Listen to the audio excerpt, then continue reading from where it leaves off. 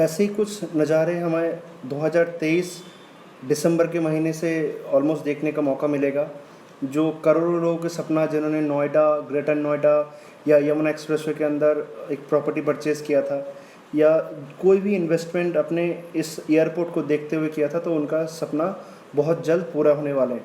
Yes, आज हम लोग बात करेंगे नोएडा इंटरनेशनल एयरपोर्ट के बारे में, जो जेवर में आने वाले हैं, जिनका मेजर हर्डल्स ख़त्म हो चुका है और ज्यूरिक इंटरनेशनल को ऑलरेडी कॉन्ट्रैक्ट अवार्ड हो चुका है।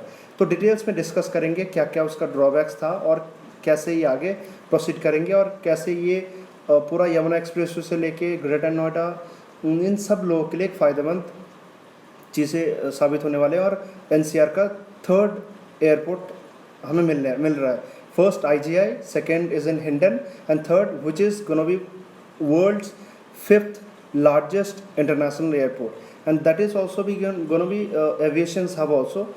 इन दोनों में थोड़ा फ़र्क है। एक एयरपोर्ट होता है जहाँ पे डोमेस्टिक एंड इंटरनेशनल पैसेंजर्स आना जाना करते हैं, दूसरा होता है एविएशन हब जहाँ पे educational institute in terms of aviation में एक टीचिंग्स भी होता है, आपका कार्गो भी उधर से एक जगह से दूसरी जगह आना जाना करते हैं, प्लस इंटरनेशनल ट्रैवल भी होता है। तो जेवर इंटरनेशनल एयरपोर्ट और Noida international airport is one of them.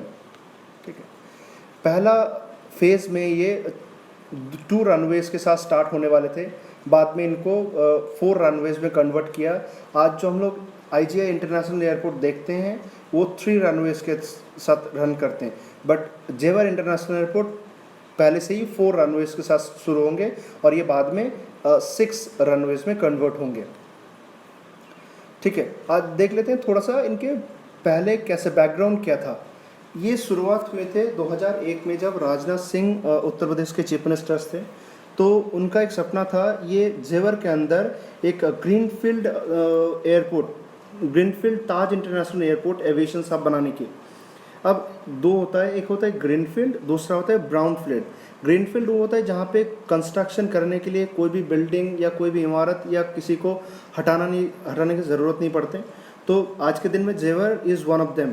आज अगर मान लीजिए दिल्ली में कोई एयरपोर्ट को एक्सपेंड करना हो, चारों तरफ आपका रिहायशी ऑलरेडी हो चुका है, कमर्शियल्स, रेसिडेंशियल से, तो अगर उनको हटाना है तो उन सारे बिल्डिंग्स को भी हटाना है, बट जेवर में ये नहीं होगा, तो इसलिए ग्रीनफील्ड एयरपोर्ट नाम दिया गया। देन 2004 में L&T रामबुल कंसल्टिंग एक TEFR, जिसको कहते हैं टेक्नो इकोनॉमिक फिजिबिलिटी रिपोर्ट, मतलब ये एयरपोर्ट चलने के लिए जो जो चीज़ चाहिए इन टर्म्स ऑफ क्या फंडिंग क्या होंगे, ये फिजिबल होगा या नहीं, बहुत सारे टेक्निकल इश्यूज रहता है, उन सारे स्टडी करने के लिए L&T रामबुल को एलोकेट किया गया था। एंड 2008 के अंदर ये ड्राफ्ट को फिर से रिवाइज कर दिया गया। अब 2010 में आपका सरकार चेंज हो जाता है, then Mayawati came into power, but आने के बाद एक अच्छी बात क्या हुई, Mayawati also post for the project, and उनके बाद उन्होंने 2000 एकड़ का लैंड भी एलोकेट ऑलरेडी एक्वायर कर चुके थे। बाद में इसी टाइम पे एक UPA government and central government ने मिलकर एक मिनिस्टर का ग्रुप भी गठन किया था, क्योंकि एक हर्डल जो सबसे बड़ा आने वाले थे हमारे पास, क्योंकि IGI इंटरनेशनल एयरपोर्ट से जेवर इंटरनेशनल एयरपोर्ट 78 किलोमीटर्स की दूरी में है, बट मिनिमम साइड में कोई भी कॉन्ट्रैक्टर जो कोई पर्टिकुलर एयरपोर्ट में पैसा डालते हैं, उनको ऑपरेट करते हैं, एक क्लॉज रहता है 150 किलोमीटर रेडियस पे कोई दूसरा इंटरनेशनल एयरपोर्ट नहीं आ सकता। तो एक ग्रुप ऑफ मिनिस्टर्स गठन किया गया था जो इन चीज़ों को, लीगैलिटी को देखा जा सके।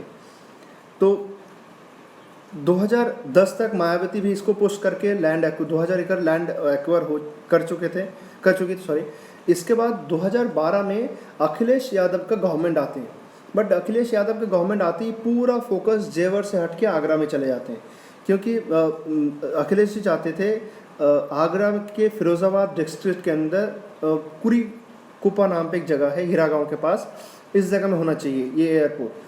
और बट जब ये प्रपोजल्स डिफेंस मिनिस्ट्री को भेजा गया तो डिफेंस मिनिस्ट्री उनको रिजेक्ट कर दिया था, क्योंकि डिफेंस के हिसाब से ताजमहल को देखते हुए और ऑब्वियसली एक एविएशन साहब के इसमें ये प्रॉब्लम थी, तो इनको रिजेक्ट कर दिया गया। देन सरकार फिर से चेंज होता है 2014 में, और बीजेपी लेड गवर्नमेंट जब आते हैं तो इनका पूरा फोकस जेवर में फिर से शिफ्ट हो जाते हैं। अब एक मेन क्वेश्चन सबके मन में आता है, व्हाई? क्योंकि अभी जेवर इंटरनेशनल एयरपोर्ट बहुत सारे खर्चा है और ऑलरेडी हमारे पास IGI जैसे इतने बड़े एयरपोर्ट है, तो ये दूसरे एयरपोर्ट की ज़रूरत क्या था? ज़रूरत इसके लिए है क्योंकि IGI की जो कैपेसिटी है वो 34 million passengers per year run करने का क्षमता है इनका। बट आज के दिन में IGI ऑलमोस्ट 58.3 मिलियन पैसेंजर्स को हैंडल कर रहे हैं, तो that means almost twice the capacity. तो आज के दिन का कंडीशंस है, एक दिन में 1324 फ्लाइट्स आपका हैंडल किया जाता है। और हिसाब से कहते हैं 2000 ऐसे ही चलता रहा तो 2025 में IGI को 109 बिलियन पैसेंजर्स आपका हैंडल करना पड़ेगा, जो that would B quite impossible for them, क्योंकि एक रनवे सीमित है, हमारे पास 3 रनवे हैं। अगर किसी भी कारण के लिए, कोई भी जल्दबाजी के लिए कोई हादसा ना हो जाए तो सरकार को दूसरे एयरपोर्ट के बारे में सोचना कंपलसरी हो गया। तो that is the reason in airport के बारे में ज़्यादा ध्यान दिया गया। अब ये जो डोमेस्टिक राइडरशिप है हमारा, एक जगह से दूसरी जगह, जैसे कलकत्ता से बैंगलोर से दिल्ली, ये जो डोमेस्टिक राइडरशिप है ऑलमोस्ट हर साल 10% बढ़ते जा रहा है, और इंटरनेशनल राइडरशिप ऑलमोस्ट 8% के हिसाब से बढ़ते जा रहा है। इवन 2019 में मोदी गवर्नमेंट का एक स्कीम था उड़ान, जिसमें डोमेस्टिक ट्रैवल को बढ़ावा देते हुए स्कीम लॉन्च किया गया था, जिनके वजह से एयर फेयर में काफ़ी कमी आई थी, और फेयर में कमी आई थी तो राइडरशिप ऑलमोस्ट 18% के करीब बढ़ चुका था।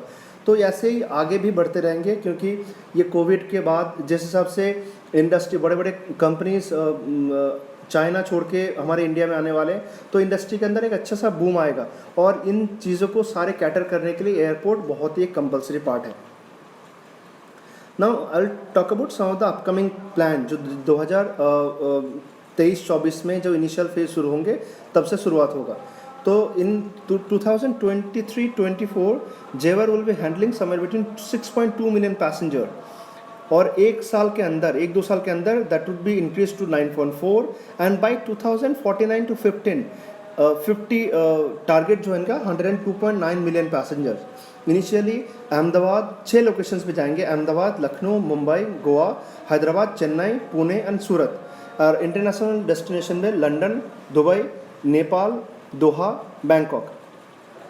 और 2050 तक ऑलमोस्ट 31 इंटरनेशनल डेस्टिनेशंस पे ये कैटर करेंगे।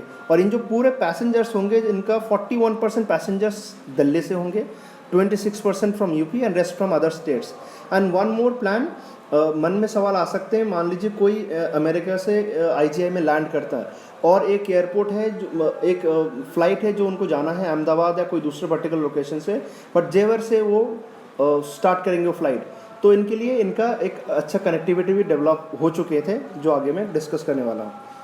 ठीक है, अच्छा, इन जो ज़मीन है, ज़मीन में ऑलमोस्ट 2000 एकड़ ज़मीन ऑलरेडी मायावती जी एक्वायर करके रखी हुई थी पहले, बाद में अभी भी 1324 एकड़ लैंड ऑलरेडी एक्वायर हो चुके हैं। और जो इनिशियल इन टोटल लैंड हमें चाहिए 2066 हेक्टर, जो ऑलमोस्ट 5000 एकड़ के करीब, जिनमें से ऑलमोस्ट 3400 एकड़ in total acquire completely done.